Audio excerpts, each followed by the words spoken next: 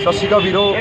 अज 3 दसंबर दिल्ली विखे जिथे वख-वख बार्डरां ते संघर्ष चल रहा, उत्थे ही जिहड़ा इस अंदोलन दे विच जिहड़े साडे किसान वीर शहादत प्राप्त कर गए आ, उन्हां दी जिहड़ी डेड बाडी आ वो सिविल हस्पताल तुसीं देख सकदे हो बहादरगढ़ रखी पई।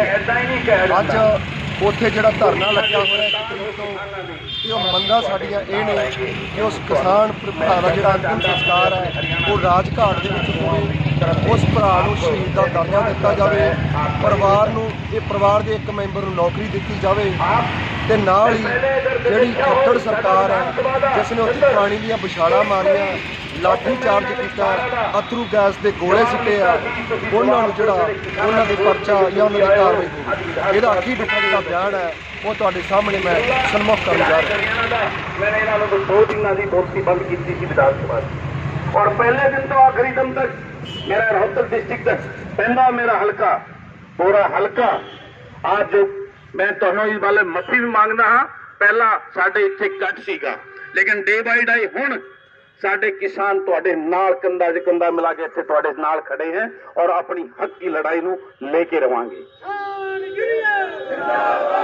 जिहड़े तरह तरह दे साडे उत्ते इल्जाम ला रहे ने, कोई खाली खालिस्तानी दसदा है, कोई आतंकवादी सानू कह रहा है, कोई होर कांग्रेसी सानू कह रहा है, तो इन्हों आप बताना चाहते हैं ये किसान की लड़ाई है, कोई सत्ता के लिए नहीं, अपने पेट के लिए और अपने बच्चों के भविष्य की लड़ाई है। और इस बात को कान खोल के सुन ले, ये केंद्र की और प्रदेशों की भाजपा की सरकार, उनके सियासतदान, अब किसान खड़ा हो गया है, इसको रोकने की कोशिश ना करे वरना इसके अंजाम बहुत बुरे होंगे। क्योंकि इस केंद्र सरकार को, राज्य सरकारों को एक बात को ध्यान में देना होगा, यही अन्नदाता किसान, इसी का बेटा बॉर्डर पे इस देश की रक्षा करता है और इसी का बेटा पुलिस में वर्दी पहनकर अंतरिय सुरक्षा का काम करता है। और जिस दिन वो बेटा बिगड़ गया तो इस देश की ना बाहरी सुरक्षा बचेगी ना अंदर की सुरक्षा बचेगी। तो कान खोल के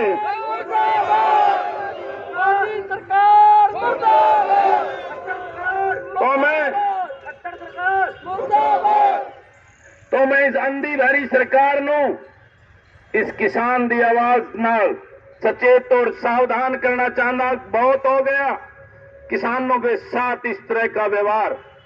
अब जल्द से जल्द इस किसान को इसका हक दे, इसको मजबूर ना करे दूसरा रास्ता अपनाने के लिए।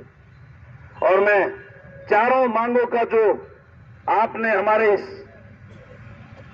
किसान जो इनमें शहादत हुई है, इनकी बर्बरता के कारण, इनके वाटर कैनन के कारण बीमार होकर जिनका उन्होंने अपने प्राण त्यागे ही इस आंदोलन में आहुति दी है, उसके लिए जो आपकी चारों मांगे हैं, राजघाट पर संस्कार, उनके परिवार को नौकरी, उसके में समर्थन करके आज ही अपनी तरफ से मेमोरेंडम प्रदेश सरकार को और केंद्र सरकार को भेजने का काम करूंगा।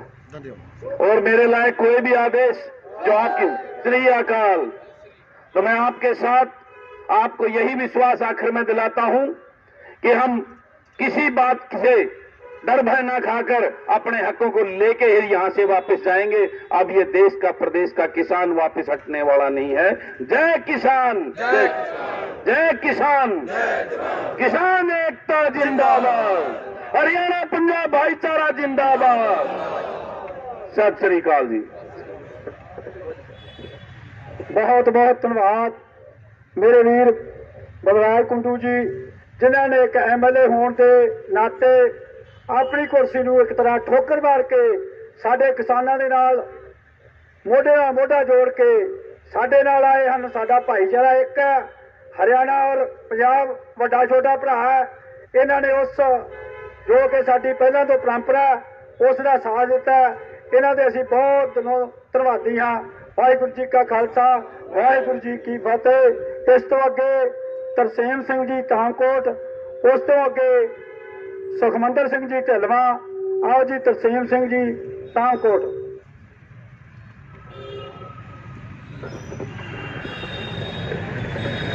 किसान वीरो, साडे शहीद दियां जो उस प्रति साडियां मंगां ने उन्हां नूं मनवाउण दे लई एकत्र होए ਸ਼ਹੀਦ ਭਗਤ ਸਿੰਘ, ਸ਼ਹੀਦ ਊਧਮ ਸਿੰਘ ਅਤੇ ਬਾਬਾ ਬੰਦਾ ਸਿੰਘ ਬਹਾਦਰ ਦੇ ਵਾਰਸੋ, ਗੱਜ ਕੇ ਫਤਿਹ ਬੁਲਾਓ। ਵਾਹਿਗੁਰੂ ਜੀ ਕਾ ਖਾਲਸਾ, ਵਾਹਿਗੁਰੂ ਜੀ ਕੀ ਫਤਿਹ। ਮੇਰੇ ਵੀਰੋ, ਜ਼ਿਆਦਾਤਰ ਇੱਥੇ ਸਾਡੇ ਬਜ਼ੁਰਗ ਬੈਠੇ ਹਨ ਜੋ ਕਿ ਸਾਡੇ ਇਤਿਹਾਸ ਤੋਂ ਚੰਗੀ ਤਰ੍ਹਾਂ ਜਾਣੂ ਹਨ, ਪਰ ਮੈਂ ਨੌਜਵਾਨ ਵੀਰਾਂ ਨੂੰ ਦੱਸਣਾ ਚਾਹੁੰਦਾ ਹਾਂ ਕਿ ਇਹ ਸਾਡੇ ਤੇ ਜੋ ਜ਼ੁਲਮ ਹਨ ਅੱਜ ਤੋਂ ਨਹੀਂ ਹੋ ਰਹੇ। ਮੌਕੇ ਦੀਆਂ ਸਰਕਾਰਾਂ ਨੇ ਕਮਾਈ ਕਰਨ ਵਾਲੇ, ਦੇਸ਼ ਨੂੰ ਅਨਾਜ ਪੈਦਾ ਕਰਕੇ ਦੇਣ ਵਾਲੇ ਕਿਸਾਨ ਤੇ ਜ਼ੁਲਮ ਢਾਏ ਹਨ। ਸਾਡਾ ਦੇਸ਼ ਆਜ਼ਾਦ ਹੋਇਆ, ਸਾਡੇ ਕਿਸਾਨ ਵੀਰਾਂ ਨੇ ਅਸੀਂ ਸੋਚਿਆ ਕਿ ਹੁਣ ਅਸੀਂ ਆਜ਼ਾਦ ਹੋ ਚੁੱਕੇ ਹਾਂ।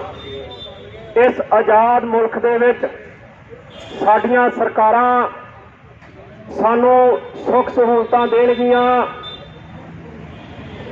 ਸੋ ਉਹਨਾਂ ਨੇ ਸਾਨੂੰ ਸੁੱਖ ਸਹੂਲਤਾਂ ਦਾ ਕੀ ਦੇਣੀਆਂ ਸੀ। ਸਾਡੇ ਅੱਗੇ ਮੰਗ ਰੱਖ ਦਿੱਤੀ ਕਿ ਅਸੀਂ ਆਬਾਦੀ ਨੂੰ ਕੰਟਰੋਲ ਨਹੀਂ ਕਰ ਸਕੇ।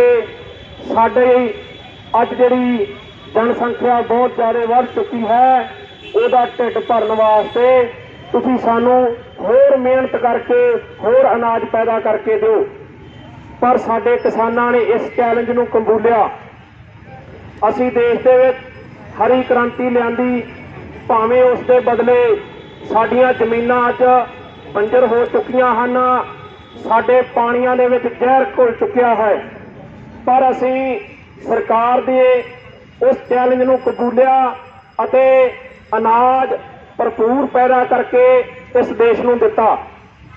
ਉਸ ਤੋਂ ਬਾਅਦ ਵੀਰੋ, ਜਦੋਂ ਅਸੀਂ ਥੋੜੀ ਬਹੁਤੀ ਚੰਗੀ ਰੋਟੀ ਖਾਣ ਲੱਗੇ ਤਾਂ ਇਹਨਾਂ ਸਰਕਾਰਾਂ ਨੂੰ ਉਹ ਮਨਜ਼ੂਰ ਨਹੀਂ ਹੋਇਆ।